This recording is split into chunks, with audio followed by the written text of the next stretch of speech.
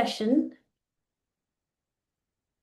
Right. So I have a little story to share, and let's begin by saying what my strongest skill is. And I actually have a Mentimeter for you all, but because okay, and let me stop sharing my screen and take you to the Mentimeter for that question.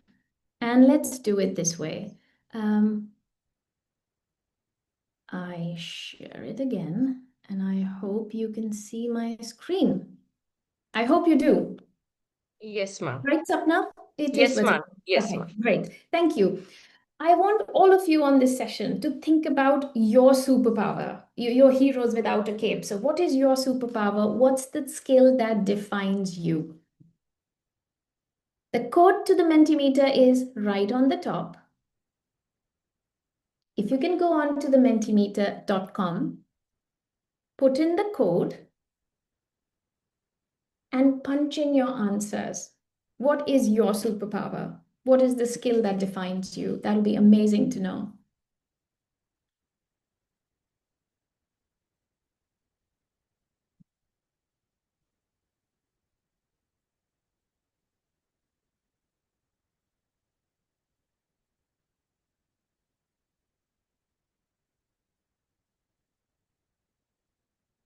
Nice.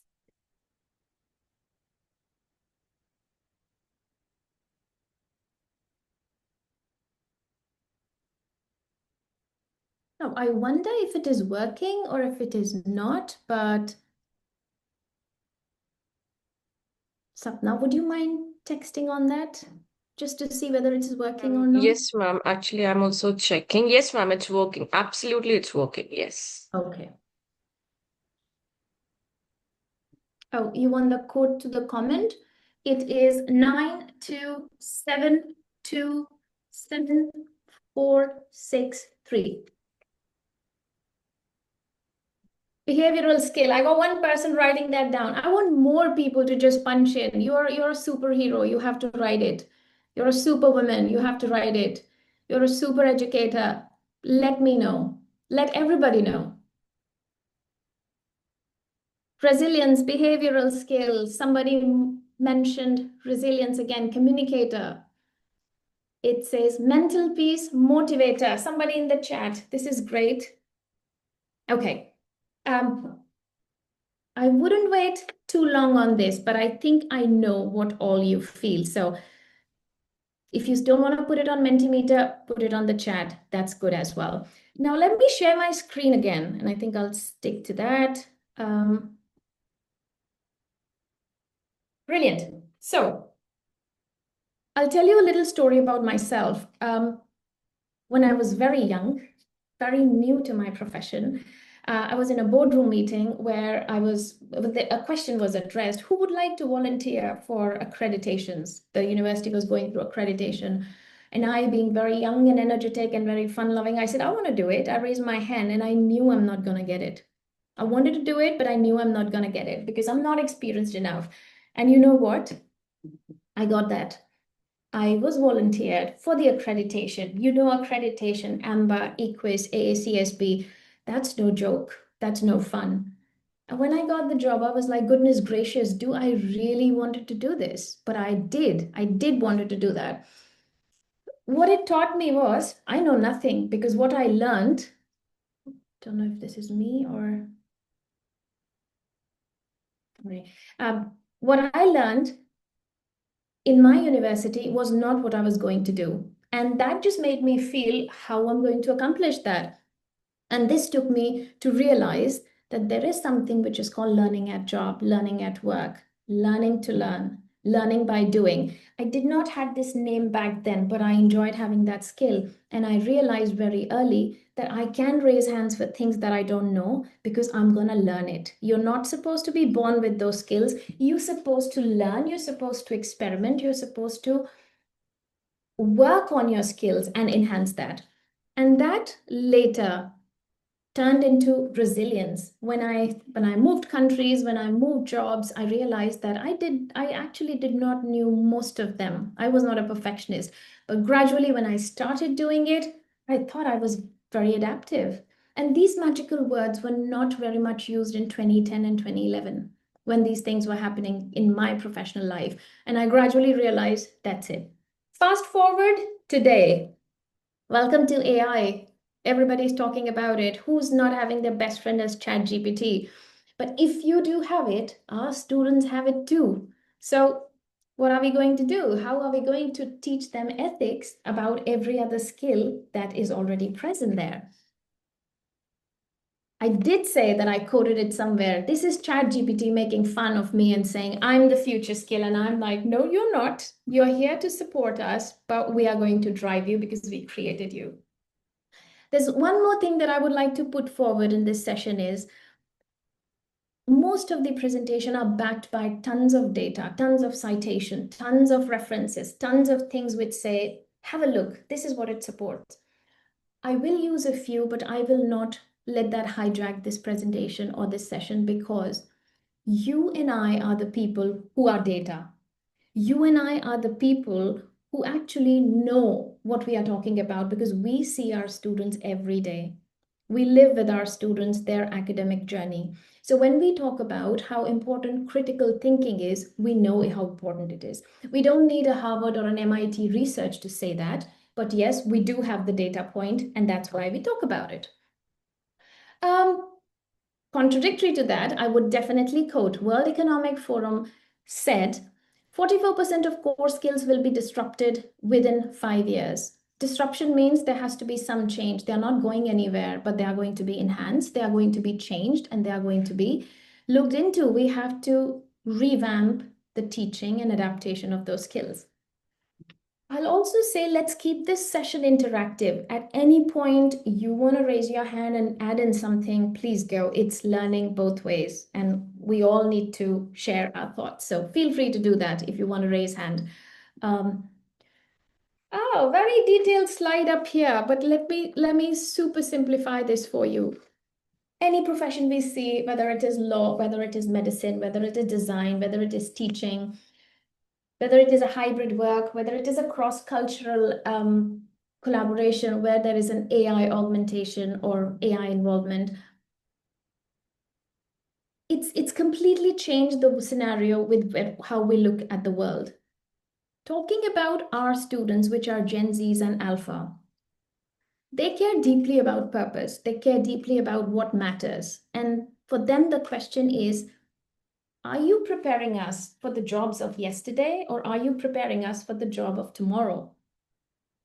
And I'll say within why it matters, it's mentioned that IBM in one of its research said that the shelf life or the life of skills is 2.5 years. So by the time someone completes their 4 years degree or a 3 years degree, the skill, 50% of the skills that they have learned are changed or reshaped or revamped in one way or the other.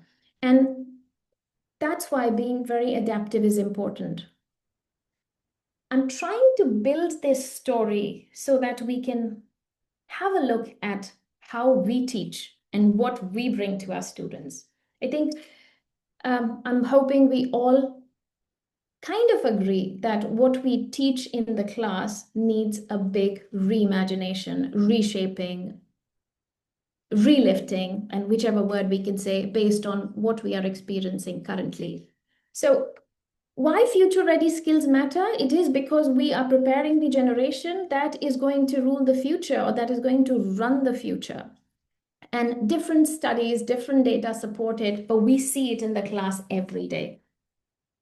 I would say there's another question for Mentimeter, but I'll let Mentimeter go. And I would rather say, put your answers in the chat. One skill your students struggle with. I'll tell you what I struggle with, but tell me one skill that you think your students struggle with in the class.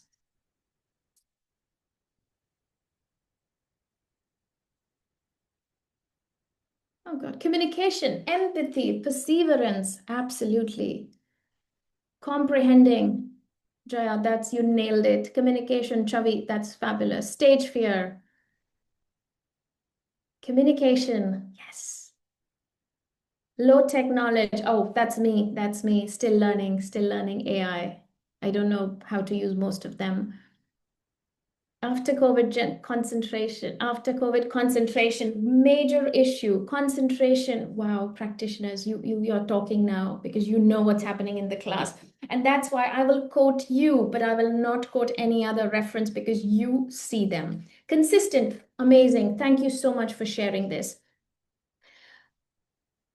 You mentioned something that our students need that they struggle with the most. That is one aspect. Tell me one of the skills you think your student needs for tomorrow. You are the practitioner, you talk to them every day, you teach them. Tell me, what do they need for tomorrow? What are we preparing them for? Adaptive, technology, new generation, writing skills, amazing. Oh, give me more, give me more. There has to be a few more. Conceptual knowledge, creativity, technically strong, industry ready. I love that word, industry ready. I use it most of the time. Conceptual skill, resilience, innovation, new tech, practical knowledge, empathy.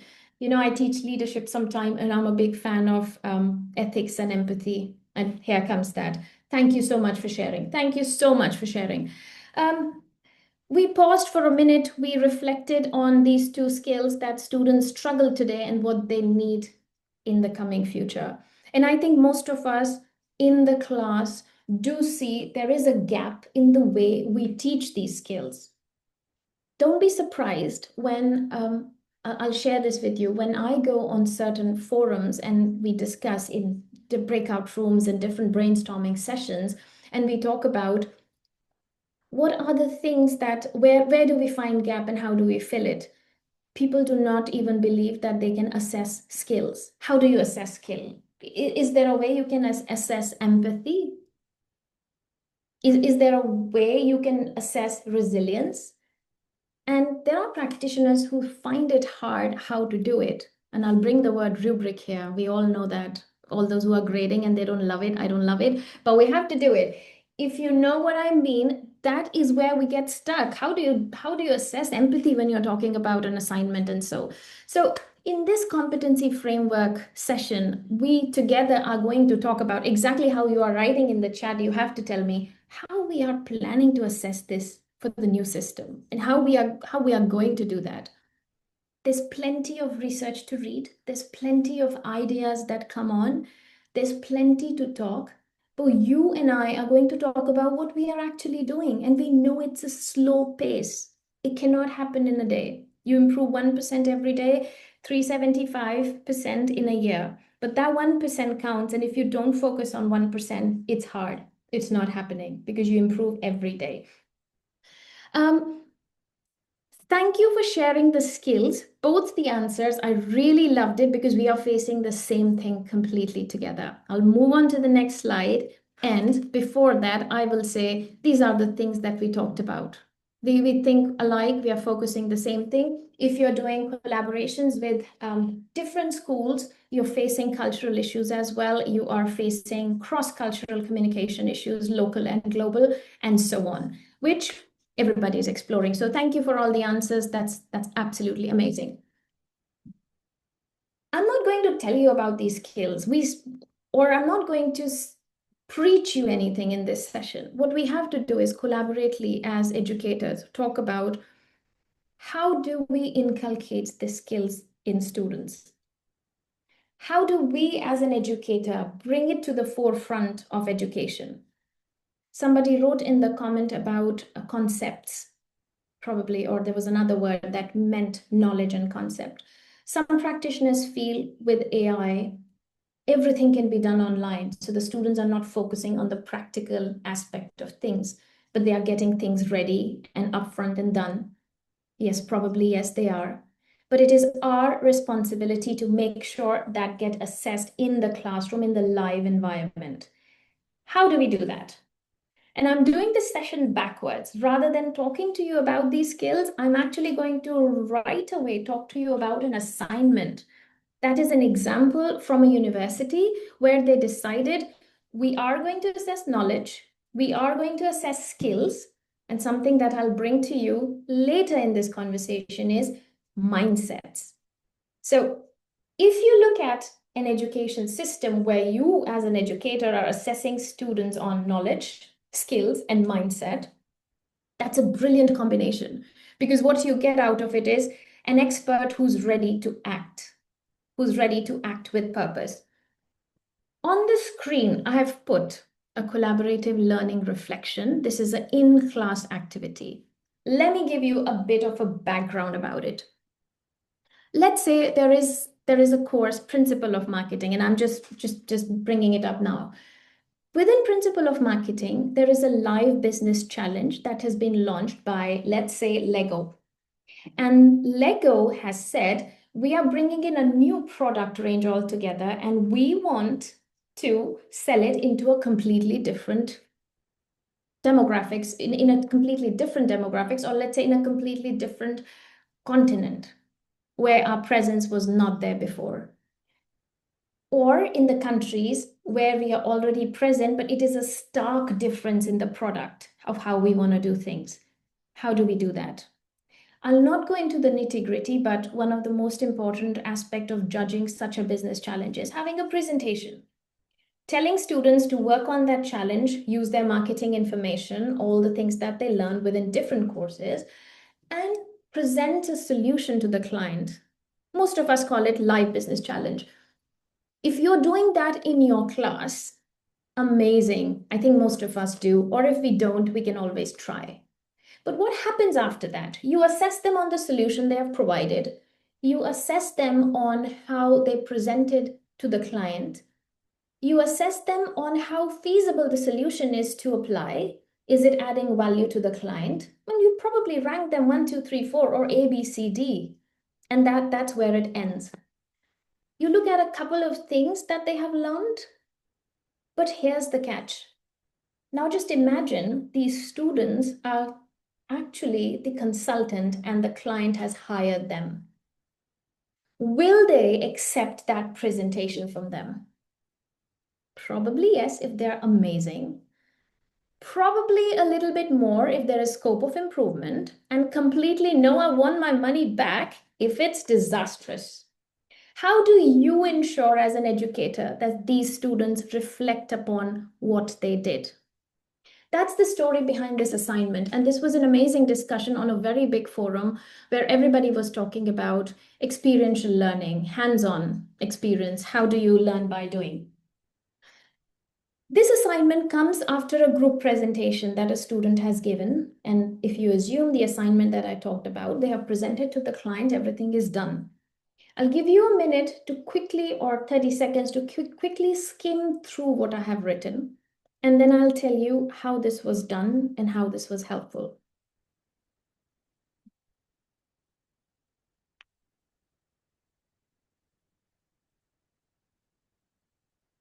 Okay, this was mostly an in-class activity. After the client solution, the week got over. Next week, the students are with faculty again, and now happens this in-class activity. It's got some weightage. The faculty has asked the student to reflect on their performance and tell and present how the entire thing go. Now, the student is required to look back at how they presented, what was client's reaction, pros and cons, where they should have improved, what went wrong. And knowing all of that, it was important for the students to know where to improve, the scope of improvement. So in this activity, when the faculty had the presentation in class, it led the students to look back and understand what was right and what was wrong. What comes next is the rubric. I don't know if it's too small on your screen. Probably if you want to read, you can expand. You can just take a screenshot and look at it. But something that I'm going to cover slightly later is skills in detail and mindset. But if you look at the rubric, and I want to make the momentum, so if somebody wants to share their experience, they do. The rubric here talks about the first 2 parameters on a knowledge segment. When you're, sorry, I have to just, I apologize. And I'll come back to my screen. Okay, sorry. So in the first 2 parameters are completely based on knowledge. When I say they are based on knowledge, they're assessing the knowledge that was shared with the client. The others are skills and mindset. If the team did not work in alignment as per the team charter and provided feedback to each other, says they did not have a growth mindset. Probably that was also assessed in the assignment through peer evaluation, and that was understood. But did the team had growth mindset or not? Now, I'll question this. If we are working in a team, let's say creating on a revamping of the curriculum, and we do not take each other's feedback, will we be ever able to do justice to that work? Probably not. Probably never. Because that's what makes us stronger coming together. Where is collaboration? So if a growth mindset is not kicked in, you will never have the skill about collaboration. How will you push each other to be more creative because your collaborators expect you to do more? But that is hard to ingrain in any assignment because you You will cannot. need to ready-made. Sorry. So you cannot assess a mindset or a skill right there in the assignment saying, I can interpret it from your text. It has to be a kind of an assessment or an assignment where you're assessing things that actually prepares the student for it. So if you look at it, there are four components of communication, and they are very strong. Somebody wrote in the chat, communication is what's not going right, and communication is what they require in the future. I would just tweak it to effective communication. You can talk, but if you're not making sense, if you're not hitting the point, that's not effective. And that's how AI has changed the world. It has also brought in ethics. When I talk to you about data or I talk to you about your information, if we are working together in an environment and I'm leading you based on the information I have about yourself, my question is, am I making an ethical decision or I'm making a decision based on just the facts and figures that were thrown to me? So I'll bring us back to this rubric. This is one of the examples of how some assessments can be thoroughly assessed on how skills were interpreted and how mindsets were interpreted. I thought talking about these practically would be more helpful. So rather than just talking about the skills, I'll add one more aspect here, which I have seen a couple of international universities are doing. And raise your hand and just unmute yourself and tell me if you're doing too. That is, a lot of schools, they embed mindset and skills within their rubric. They all have learning management systems. We use my courses from Canvas, somebody use Google, somebody use Blackboard, and so on. But they embed this in their rubric. And within the rubric, the data is pulled about the mindset and the skills. And faculty and the deans do have access to this data. So they can share with the student about where do you stand in terms of your leadership skill, if this is what you're looking for. If you're satisfied with the B, great. Probably you are more analytical and you're not looking for something where you have to have leadership skills as a top priority. But if you are looking into leading something, then this is where you work from. So imagine a dashboard where your and my skills are represented. How easy it is. What I do, play on my strength. And what I do is gradually, baby steps, work on my weaknesses. But how do we know that? We never had a dashboard. Where you and I are, probably intuition, I didn't speak well, effective communication, let me work on it. I didn't lead well, 50% of my subordinates, they don't come to me when they have issues. I'm not leading well. But am I leading with ethics? Am I actually showcasing the skills that I have as my strength? No. But today's students, they have this benefit. We can leverage technology to give them these information. And that is what institutions are doing. So if you do not have that kind of a platform, there can definitely be different aspects where you are grading their work, when you are assessing them, their experiential, experimental, or their hands-on activities, and you can give them those feedbacks. We do it, and on different forums, I have heard from peers that they are doing it, and everybody finds it very effective. I'm quickly looking into the chat if somebody has something to contribute. Curiosity created and fact-finding experience. Brilliant. Amazing. Thank you. But as I said, why do I do all the talking? If somebody wants to share, if they're doing something amazing in how to assess skills and inculcate mindset, raise your hand anytime, jump in. It'll be good to hear. Nobody, you want to keep your secrets to yourself? All right, I'll carry on. Lovely.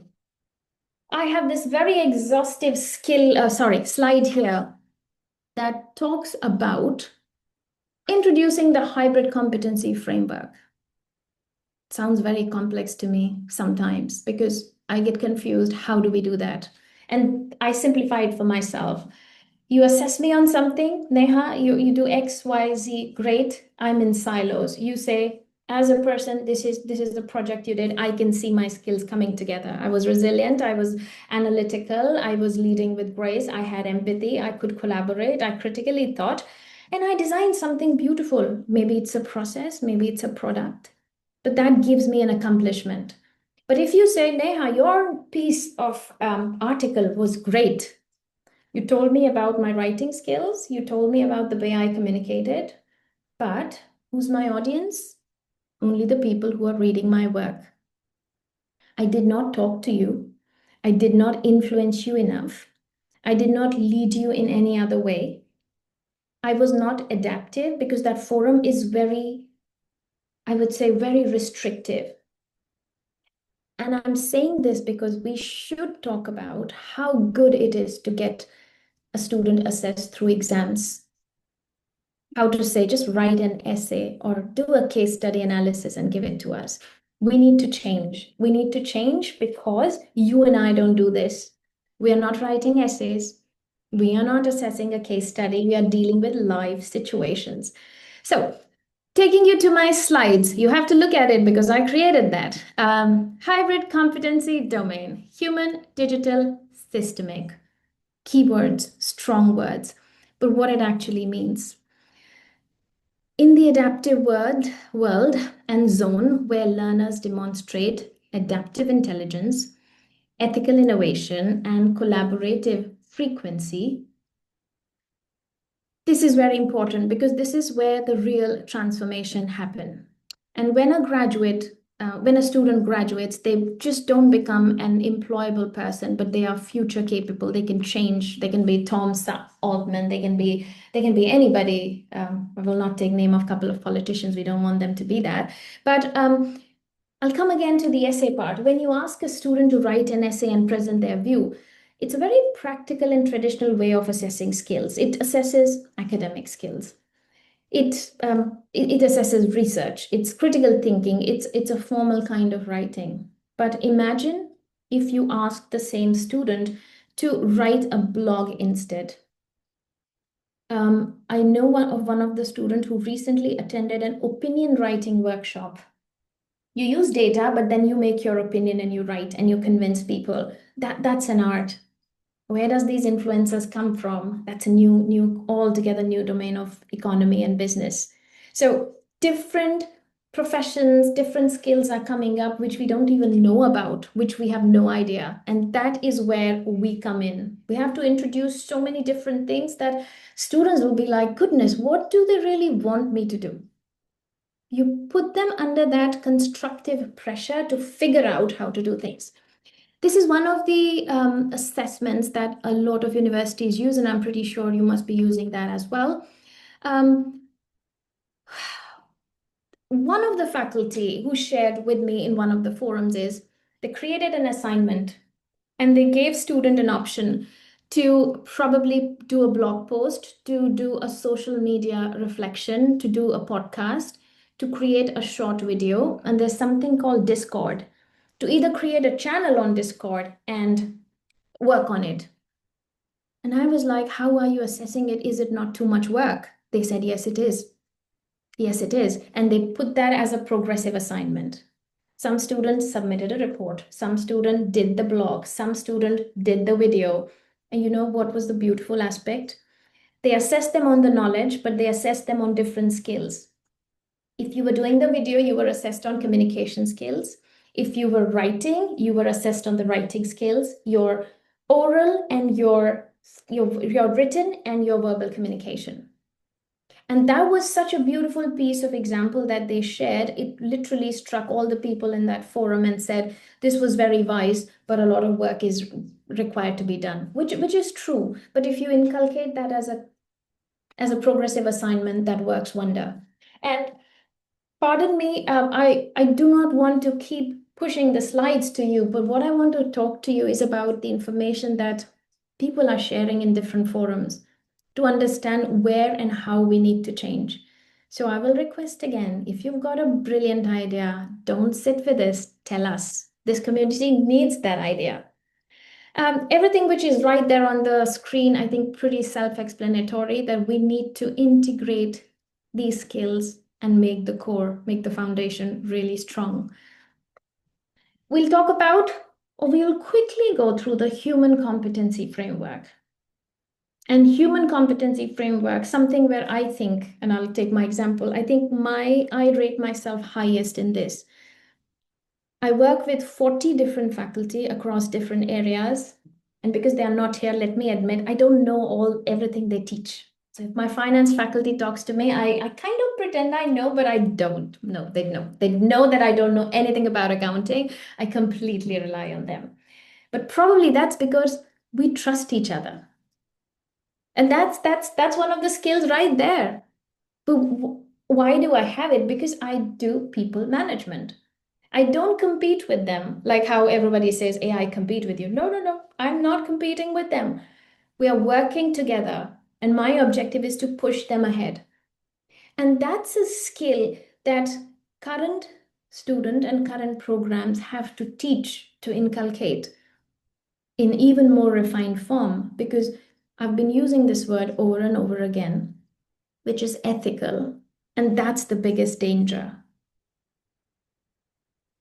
We talk to each other. If we misrepresent the data, you can question, excuse me, X, this is ethically wrong.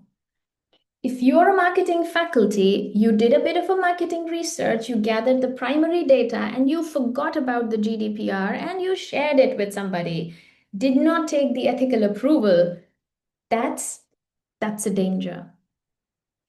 And for youngsters and young people who have such easy access to data and to social platform, ethics, be it marketing, be it entrepreneurship, be it finance, be it any area, is very important to teach. And again, to give you a very live example, one of the universities in Netherlands, how they do is they teach a course and they break it up into knowledge, skills, and ethics. Because no matter what course you do, you have to understand ethics, exactly to how it used to be sustainability and how it used to be with, when there was a green revolution and so on. So there has to be a component about ethics because that's the demand for the current scenario. I did mention, and I'm reading from my notes, yes, about the Aristotle project. And I'm happy to see this, that psychological safety, trust, empathy, and communication, these are tagged to be the engines. They're very strong because we've got so much of automation. We've got cobots. We've got bots working with bots, and we've got robots working with robots. We've got human working with robots. We've got such a complex situation that where the empathy comes from is a big question. You and I would stop being empathetic if we are stuck to this laptop all this while. And that's why you unmuted yourself sometimes. You haven't actually, but that's why you're talking. That's why you're on the screen. I can see Mayank. I can see, yeah, probably others. I'm not switching my slides, but that's the human connection that we have. And that's how we connect with each other and we want to talk about each other. We just don't want to talk about facts and figures. We want to talk human to human about our experiences. So empathy. How do you assess empathy? Another example from a university, and this is a brilliant assessment that I'll bring to you. One of the universities did something which is called roundtable reflection. They named it differently, but because of the data protection, I'm naming it as roundtable reflection. And what they did is, this is a live challenge again, or this is a project. A team has to work together, and it goes on for 6 to 7 weeks. Now, students are working day by day onto this project. They have a team charter. They've got different roles. They've got different ways of communication. But one of the steps is they meet for a meeting and they record that meeting. Logistics. Does your institution or you within your course have that privilege? Probably not. You might not have the rooms where you've got cameras so they could record, but everybody's got Zoom. Everybody got Teams, and there are lots of other features. You record yourself in a meeting of 5 people and you keep that recording with you. You do a very formal recording on how the project is progressing. Now, coming back to the assignment, all these 5 students in that one group submit their video and they mark 2 points. One is what went best in the meeting, what went worst in the meeting with respect to them. Now, as a faculty, let's say 3 of us are having this assignment. As a faculty, I will see this group presentation once, but I will look at the 10 points of these students. What went wrong for you? What went best for you? And I might skim through and advise where you can improve and where the other person did well. Now, I was surprised to see faculty using different aspects of skills and mindset in such assessments. They were able to assess empathy. If you've been in the meetings and you've seen your brainstorming, people cut you off. They don't let you talk. They take away your point and articulate, and you sit there saying, "What's happening? I'm not making a strong point, or what?" That's the lesson for leadership. That's the suggestion for communication, how you negotiate effectively. Clear communication, effective clear communication, negotiation. Those were the points which were assessed. Was it an exercise which was loved by faculty? Not. It comes with a lot of work. You have to spend hours reviewing the videos. But was it impactful? Yes. And gradually they were able to give higher weightage to such assessments. But they included that.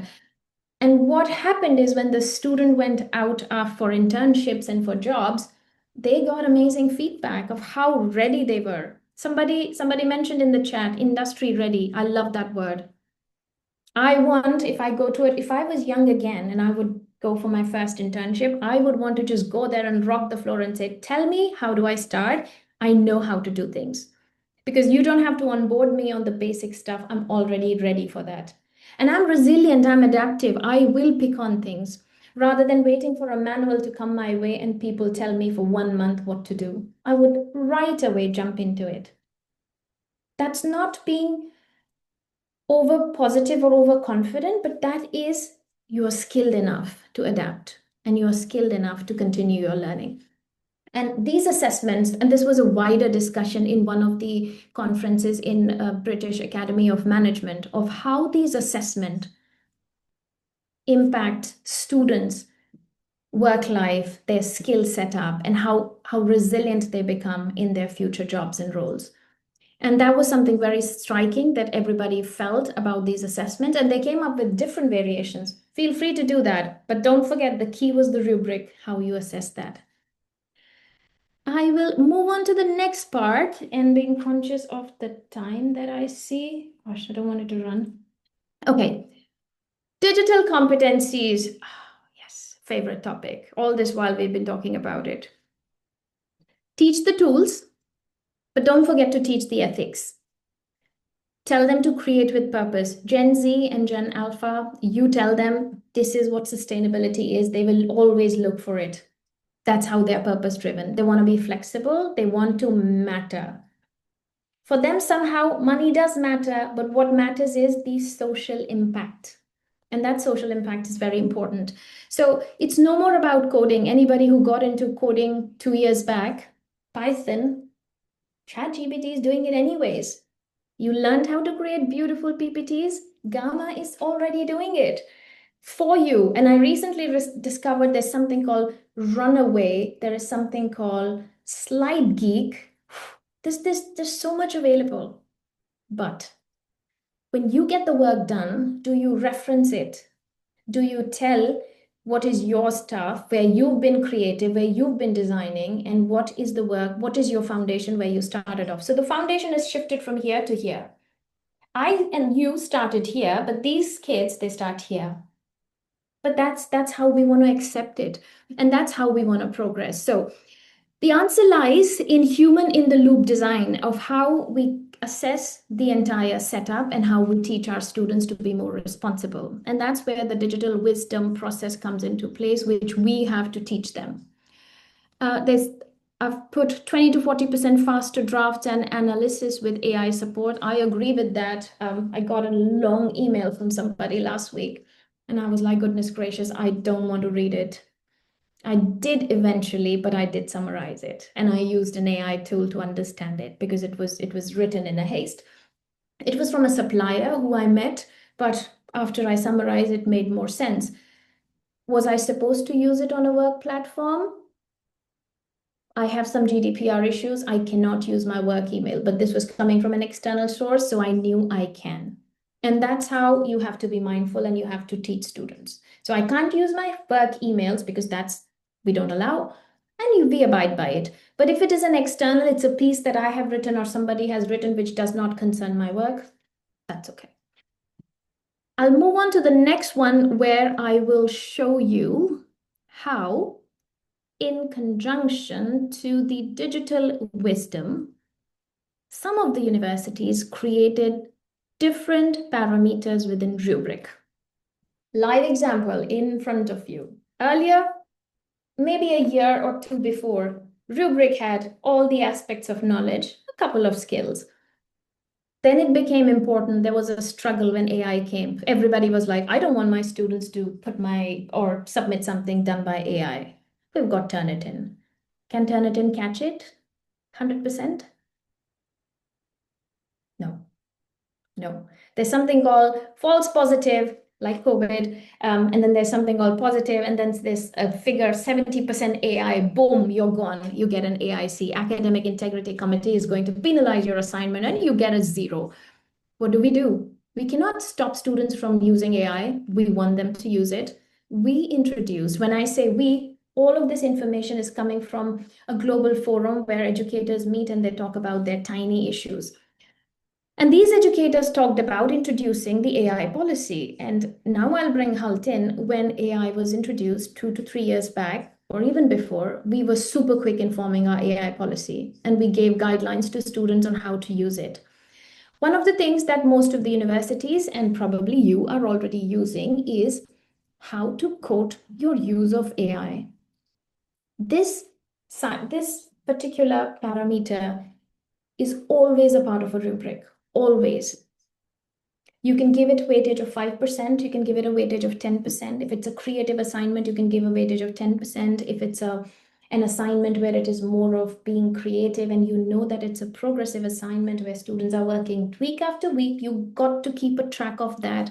You make it 5% or 2% because you're watching them working and you want them to use AI, but they need to declare it, bringing in ethics because it is important. You cannot represent somebody else's work, and you have to be creative. You can't be creative. You can't stop being creative. This is one of the examples that brought relief to a lot of faculty when they saw there is one of the parameters in rubric that is required to be used. Coming on to the next one is systemic competencies. I think we have to be we have to be sustainable. We have to be, I think I can mute this person. I did. Long-term thinking, systemic integration, global awareness. Well, I think long back we discovered that, but it is all about not working in silos and bringing everything together. So if you look at this slide, it talks about addressing the bigger picture, the long-term thinking. And this brings us back to what we are teaching in the class right now, how long that learning is going to stay with the student. It's going to change. They need to adapt.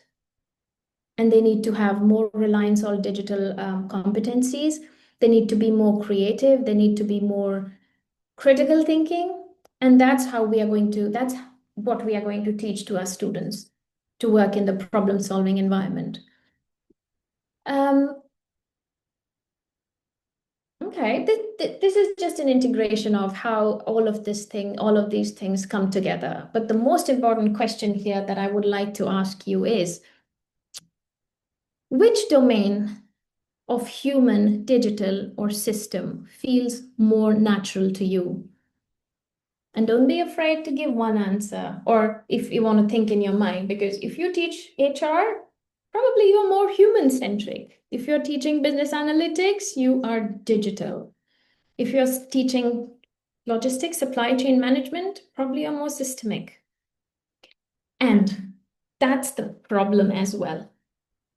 Our natural self, the natural course of a course in anything, marketing, entrepreneurship, takes you to assess them more on those few skills. But don't forget, there's a new buzzword which has a strong foundation, and it has changed everything, which is interdisciplinary. That interdisciplinary aspect has changed the assessment and has changed the incorporation of all the skills. Because you can be in logistics, but you are thinking about empathy. You don't have to restrict it to your HR courses or leadership and OB courses. It spreads all through. So that integration is very important. If anybody wants to share which domains you feel inclined to naturally, feel free to put in the chat. I teach leadership sometimes. I teach business analytics sometimes. My domains are different. I'm more empathetic. I'm more think about the ethical aspect of leadership. I think more about analytics. I'm very concerned about GDPR. And these are the different things that's come to me, and I feel like this is what is students supposed to know. But I do incorporate within these two domains entrepreneurial skills. I do want them to be creative, to have more designing experience, because it's all about innovation. You can put innovation in anything because you're getting the most basic, but now you're innovating. So innovation can be part of your business analytics report as well, where how visually you present is different. The next question that I have here is, where do you see the biggest gap? I think I was so passionately talking about it. I already said we try and naturally assess a couple of things, skills, mindsets more than the others.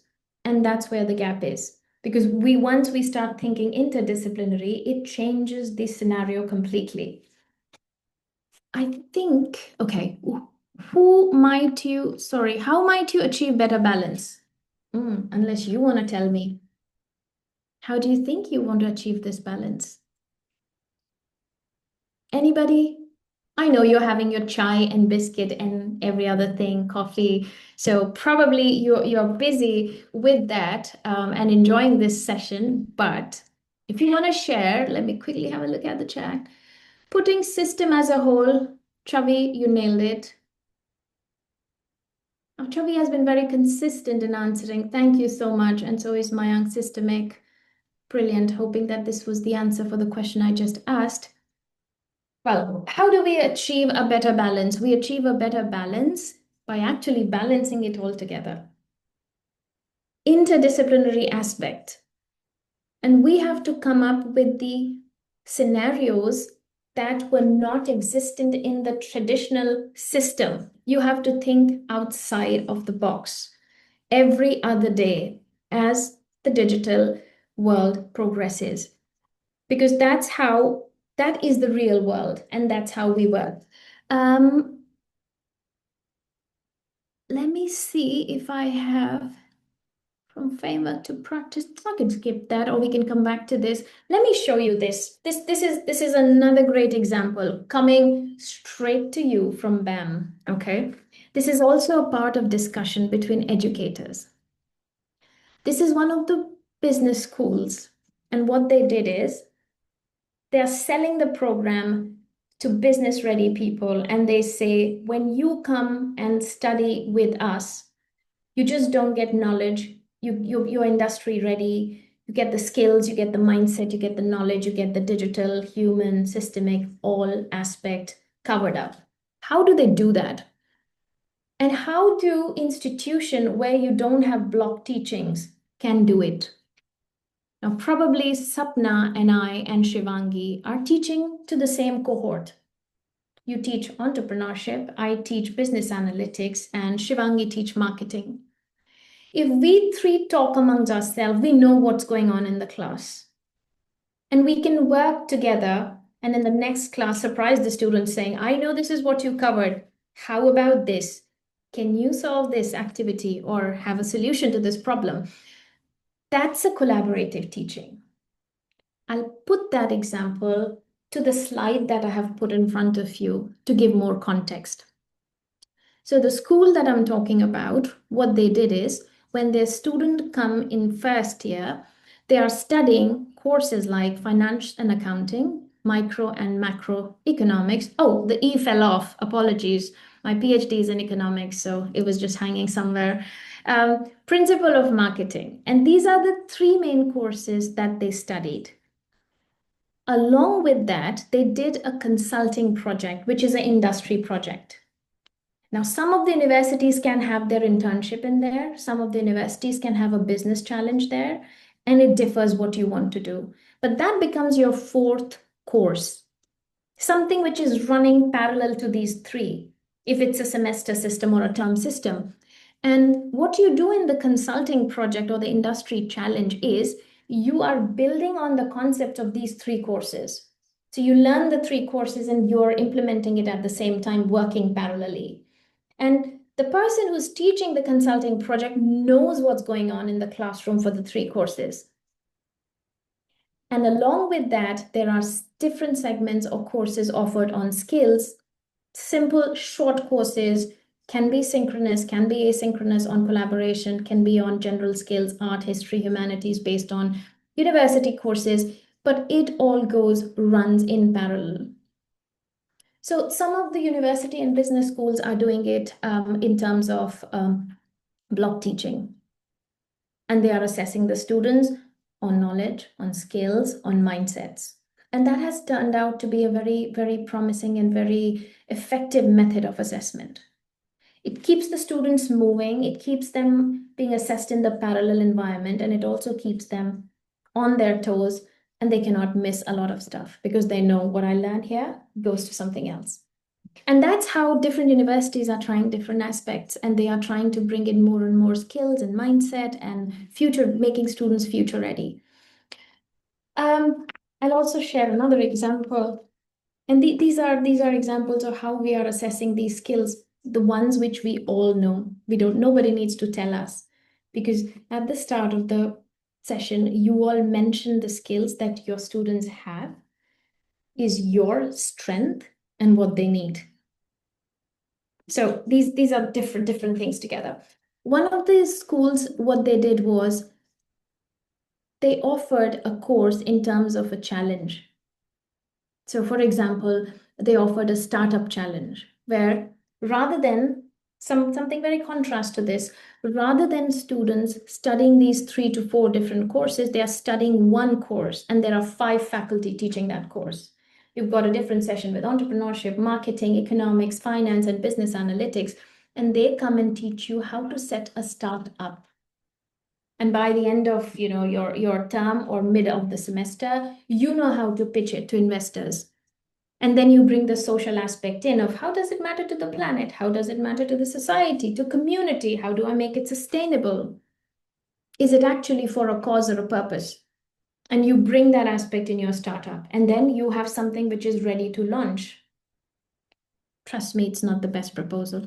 It's first years, 18, 19, 20-year-old. But if it works, it gives them an idea on how to do things, how to work together. Tons of skills required together. It's always a group kind of a teaching and a lot that goes on with the skills.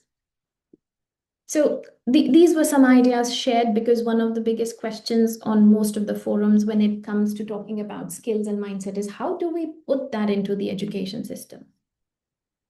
I'll move on to somebody has written, Mohammed has written, digital mostly, students like gadgets, they offer experiences more than just courses.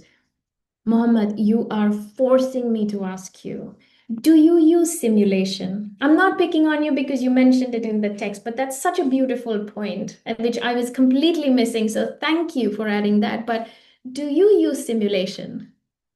Maybe you can just write there, which I think you will say you haven't said. Yes, maybe. Okay.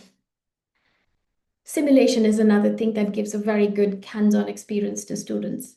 And there are so many different ways. Sometimes, see, Mohammed replied, thank you. Sometimes, and we don't have to overdo it, but we need to include it because that's what you said. They like gadgets and they are more focused towards the learning, which is coming from any experiential source. So thank you. I move on to the assessment innovation. And I think I will now catch a little bit of a speed and not get too passionate to tell you too much, but try to cover slightly more topics. Assessment innovation.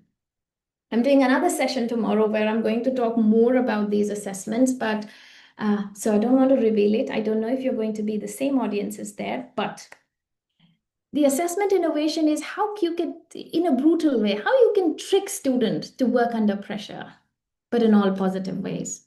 You have to make them brainstorm, you have to make them think. And that's where you have to do the extra work of thinking what pushes them. One of the examples that one of the institutions took and implemented is there was an assignment on sustainability. They started it from their own cafeteria. Waste management, they looked into it. Food waste management, they looked into it. Charity starts at home, they did that. And that spread from the campus to the city, even more. Now they have their own business, completely a service providing waste management system, very sustainable. If you've heard about Halt Prize, great. If you have not, read about it. Millions of such ideas come. And if you see the winners or the people who've been contributing there, which are students, they thrive on skills and mindset. It's a great platform. Or there are so many other agencies that do these challenges and they're really, really beneficial. In terms of assessment innovation, let me have a sip. In terms of assessment innovation, the discussion that keeps happening is mostly about how to bring in new things, which both all of us can talk about. One of the most used assessment is portfolio assessment, where it is progressive and you do a lot of things, works for projects like design, works for projects like management, and so on. Or there was a faculty who used one in luxury marketing and so on. So you see what fits best and you do it, but you never forget that assume these students are doing it for the live client. It's actually doing it for you. Will you be the buyer if this is pitched to you? So those tiny points, those little things are very important when you're thinking about assessment innovation. It is sometimes pain everywhere if you put in too much effort, but it's worth it. And trust me, you'll refine it, you'll bring it to a level where it becomes easy and doable and more impactful. And that's the key to start doing it. This is something which I was wondering, probably I'll put you into a breakout room and ask you to do, but you know what? I will not. I will spare you the pain. No more doing that. Let's talk about embedding skills across different levels and hackathons as well. Thank you. I just read the chat. This is amazing. You know what? I'll not wait for the end. If you've got amazing ideas for hackathon, there are, don't know how many people are on this call. There's so many different screens open. I really can't see. It's covered. The meeting is being recorded. Okay. I don't know, but I assume there are quite a lot of people on this call. Let's connect. Let's stay connected. Oh, yes, 147. Can you believe it? If this community of 147, if 50 of us, 50% of us become active, we've already got an idea to run an online hackathon. We come from different area, different region, different parts in the country, some in the world, and we can have something which is so impactful and super experiential. So hackathon, super in favor of that. We are planning to do one with one of the top universities, but what I've learned is it's not always a big brand or a big university. It's usually startups and the newcomers that bring in a lot of opportunities. So don't always go about the big names. Start with anybody. When we talk about when we talk about the skills of the future and the competency framework, being educator, all that comes to our mind is how I'm bringing it to the class, how I'm bringing it to the course, how I'm bringing it to the student, and eventually becomes how we are assessing it. How do they know that they are great leaders or they are great analysts or they are creative or they are critical thinkers or they excel in writing skills? To do that, you have to initiate at the course level. Then you go to the program level, and then you actually go to the institutional level. But that's building step by step. So if you're already doing it, congratulations, you're ahead, you're on time. If you are thinking of doing it, take that step, introduce it, bring that to your little group together and say, this is what I'm going to do. We are teaching the same cohort, let's do it together. Course to program to institutional level, and change. And I'll say this again, if there's anybody on this call who would like to share their experience on how you did it, how you try to bring these future ready skills to your students, how you teach it, how you like to embed it, please unmute yourself and just come online and share. There's so many people here to listen and to hear it. Don't keep the secret recipe to yourself. That's just an idea if you want to do it. 2 chats, definitely true. Brilliant, Gayatri. Thank you for that. You acknowledged what I said. I'm loving it. Amazing. Okay, going on to the next one. What did I put in here? Research opportunity for faculty. You've got work to do. How are you going to keep a record of where we started until where we went? There are so many Vedas that track, the history. Let's create some Vedas in form of our research journals and our research portal. Let's come together, get some data. And here I'll say now let's get data because we have the data. We see the data in front of our eyes every day. We deliver that data. Let's come together and put these things in picture because we have the crude information of what is needed. If you think communication has to be effective, tomorrow in your class, you have to give feedback to your students that they are not coming across effective communicators and what they need to do. Give them, show them the challenge, show them the resolution, and work on that because that's how it's going to be. That's your data. That becomes a top more skill. And if you think you believe it's about communication, bring your little community together, work on some research on that particular skill or aspect or the future readiness. And that's going to help. This is our responsibility. This is what we need to do. And this is how we need to plan.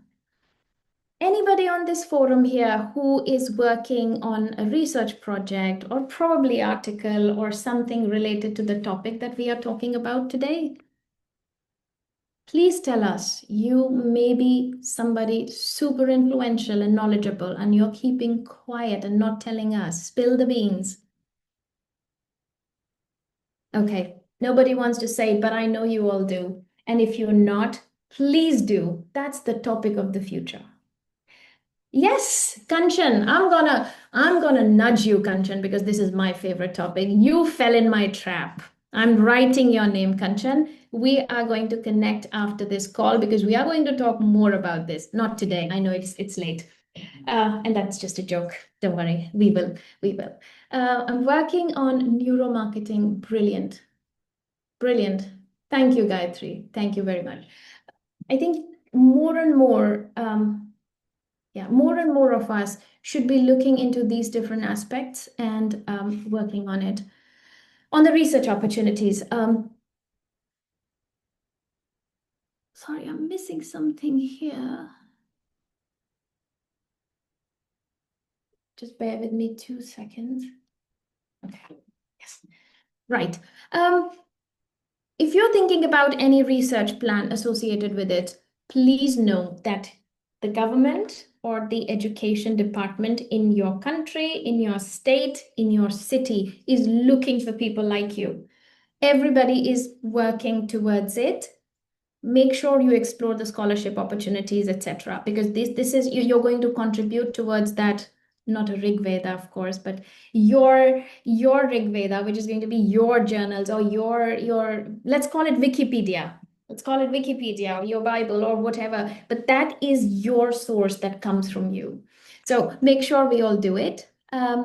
Small steps. What I put here was again something where I wanted you all to talk about, but probably it's that time of the day when you've had a long day and now you're attending this session. So I don't want to nudge you hard, but if you're at this point of time, think about a quick assessment that you had in your course. And if you think about how you can include AI reflection prompts in that assignment, if you have an ethical question related to it, if you have something like a UN SDG that's impacting socially, that's bringing the different UN SDG goals together, you want the students to be expressive, use AI, share the prompts, and do numerous things. What is that going to be? And I just made that up, and I did this exercise with one of our faculty seminars, and we had things trickling down. I've got an assignment in management, change management. This is what I did, but this is how I'm going to do it differently. Quick ideas, just as I said before, 1% improvement every day trickles down to, it's got a ripple effect, trickles down to much more than we think. But after this session, if you just take away that one point, tomorrow I'm going to do something different. Something has to be different in my class or in the way I impact students. That's going to steer up the conversation of what your student wants, and the data you will get from them will be their strength, their weaknesses, and where they want you to help them work. So I was expecting to do an activity on it, but I do believe the time doesn't permit as well, because I also want to open this forum forcefully for you to ask me some question or talk about a few things. I hope you will. But there are a couple of emerging frontiers and so on. But and I know I'm skipping my slides in front of you, but I want to do this because I want to take you to mindset. And I have Mayank raising his hand. So I think I'll probably go with that first and bring mindset later. Mayank. Hello, ma'am. Hi, Mayank. First, let me congratulate you and compliment you for your nice presentation. I would say valuable presentation. Thank you. Thank you so much. I have one philosophical question here. Whether it is necessary all the time to create rubrics, or can we adopt ordinal approach also? First of all, amazing question. Now, I wear two hats, Mayank. One is the deanship, where a student comes to me and says, "Why did you give me a B?" And one of my faculty, they've graded me B. Why did I get a B grade? I'm working very hard on it. And then I wear a hat of a teacher, a faculty. And when I'm as a faculty, I know my criteria are very clear. I know why I graded you B. But you want me, or as a student wants me to quantify it. Now I'm in a dilemma. So when the student come to me and say, and I have a very lovely colleague, I'll take his name, he doesn't care about GDPR, Daniel Rucare, love him. Daniel's students sometimes come and say, in my assignment, there was no rubric, Neha, but you know what? I'm an A-star student, I got a B. Can you explain me further? I'll take your questions in two aspects.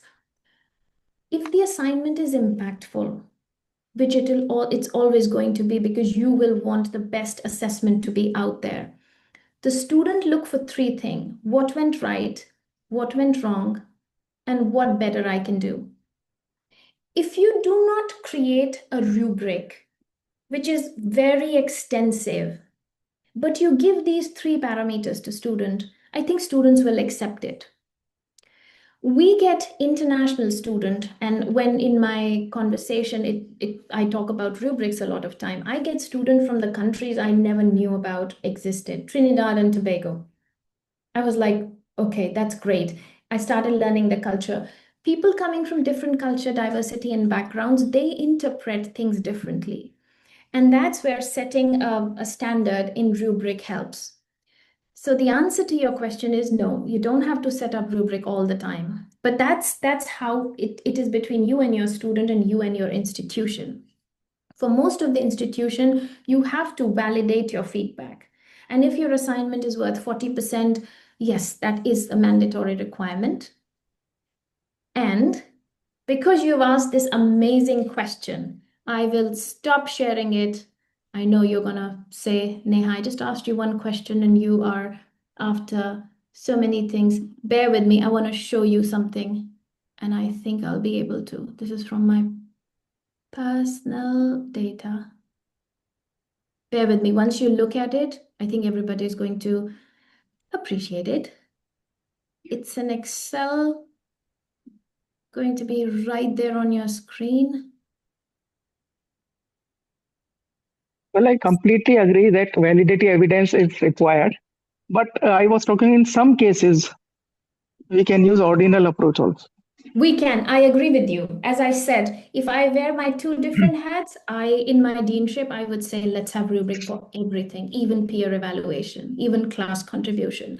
But as a faculty, if I think that what I'm teaching, what my assessment is giving them a justified feedback, I will not. If it's a comprehensive feedback, I will not. But it entirely depends on the weightage, how it impacts, and how impactful is the assignment. I'll tell you, Mayank, this is a document. This document has tons of rubric. You're doing a case study analysis, you pick different parameters here. You pick different parameters here. And I have so many screens open. I'll say, there's a skill rubric here that gives you criteria for every skill that you can try and embed it. And institutions have it. If they don't, they create it. You're doing an assignment, you need analysis, you copy that.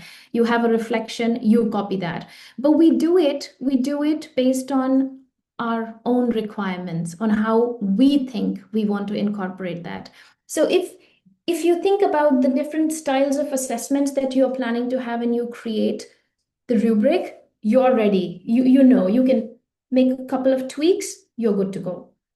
Otherwise, always rely on a very detailed feedback on the parameters of what went right, what went wrong, how you can improve. But that's from my learning, and I completely take your advice on that as well. It's not always important. But I'm Thank very you. glad somebody shared something. So I am completely thrilled. And if I can go back to my presentation, I think I can.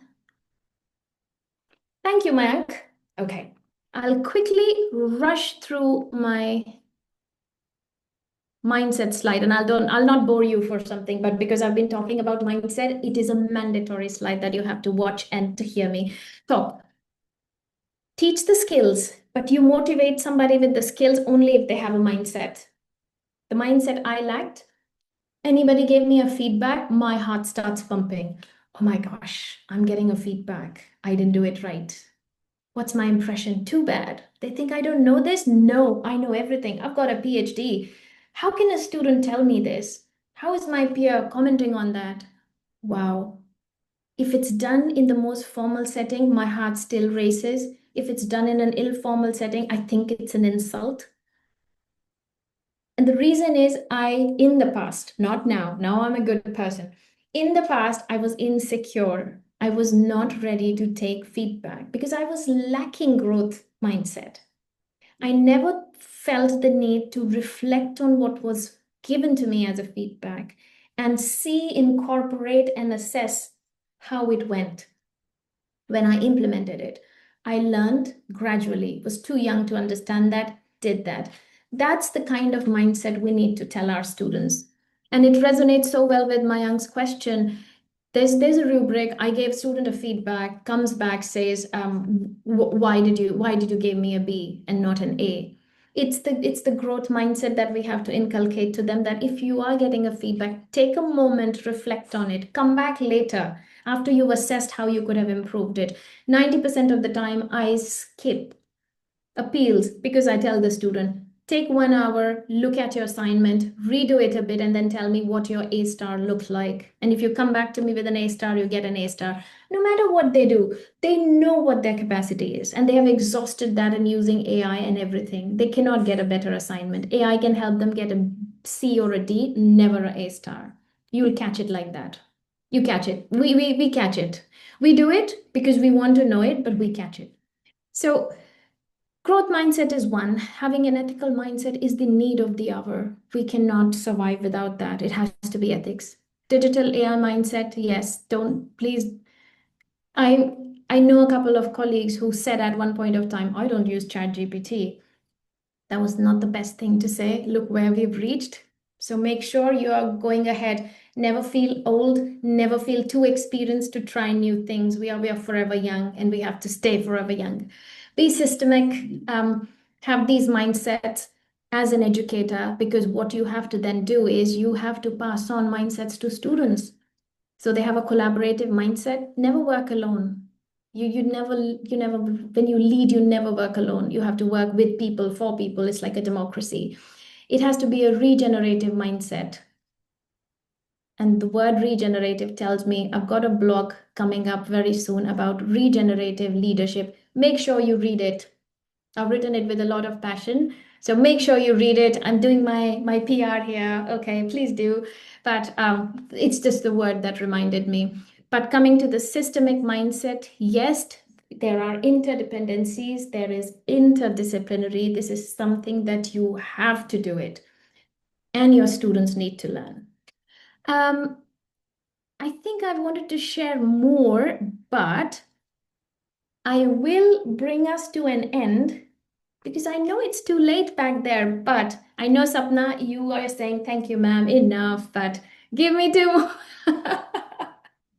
give me 2 more minutes. I really want to acknowledge that I was trying hard today not to just preach, but to try and bring everything that I've heard at these different forums, which I want my faculty to do, which I want my peers to do, which I want you to do with me and tell me. So thank you for listening to that.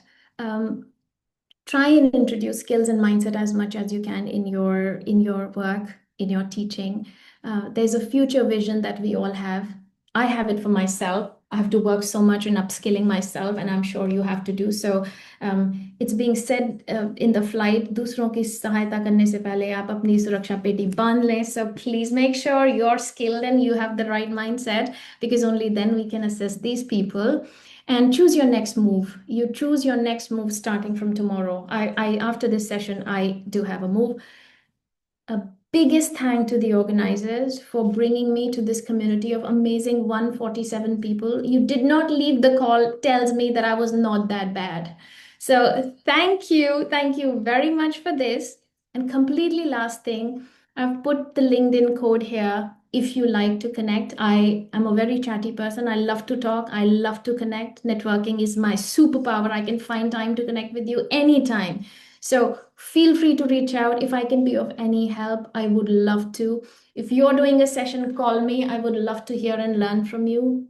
You want to collaborate? We are a great team. Let's work on it. That's the code for link. That's an email ID. I would love to see you in action. So if there's anything, let me know. Sapna, I hope I finished it on time, right? Absolutely, ma'am. Absolutely. Thank you. Thank you. Thank you so much for getting us know so many concepts in such a beautiful way. It was really interactive. Of course, couple of us would be able to interact, but somehow, thank you so much for the participants who actually interacted. And now I would like to request Shivangi ma'am to please propose official word of thanks to Dr. Neha Pathak ma'am. That's where I got confused between Shivangi and Sapna, right? And you clubbed the name and you've given me a new name. That's Sandhya. That's completely fine. Thank you. Shivangi ma'am, are you there? Yeah, ma'am. Thank you Over so to much you, for ma'am. Thank you, ma'am. And good evening, everyone. And it's my privilege to extend a heartfelt vote of thanks to Dr. Neha Pathak ma'am for her enlightening session on future ready skills, the hybrid competency framework.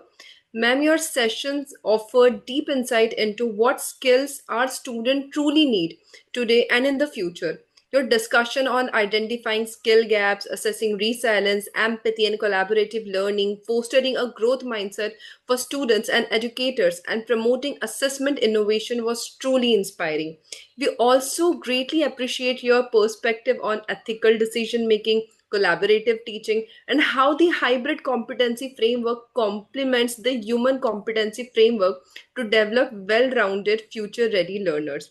Your session has motivated us to focus on holistic development, nurturing learners and educators who are not only technically competent but also emotionally intelligent, ethically grounded, and capable of thriving in collaborative hybrid learning environment. So, on the behalf of all the participants, we sincerely thank you, ma'am, for your valuable time, wisdom, and for the enriching our understanding of preparing students and educators for the challenges of tomorrow. Thank you once again, ma'am, for your insightful and inspiring session. Thank you so much, ma'am. Thank you, everybody. I still got half of my day left to carry on, but you all have a good night. Bye. Thank you so much, Neha ma'am. Bye-bye, ma'am. And a very good evening to all the participants. And now, quickly, we are going to transit to the next session. We already have the speaker joined us once again, no other than Dr. Kanaya Ahuja, sir, from School of Economics. We already had a pleasure of listening to him while he was transitioning from Industry 1.0 to 5.0. And I would take a privilege again to introduce him to the participants. And here we go. Kanaya, sir, can you hear me? Yes, sir. I'm here. Yeah. Thank you so much, sir. Is that Sir, required? Question is required. Second time. yes, sir. Just 2 minutes more. Okay. Okay. So, sir is serving as a professor in head at School of Economics, Devi Ahilya Vishwavidyalaya, Indore, and is also vice president of Indian Economic Association.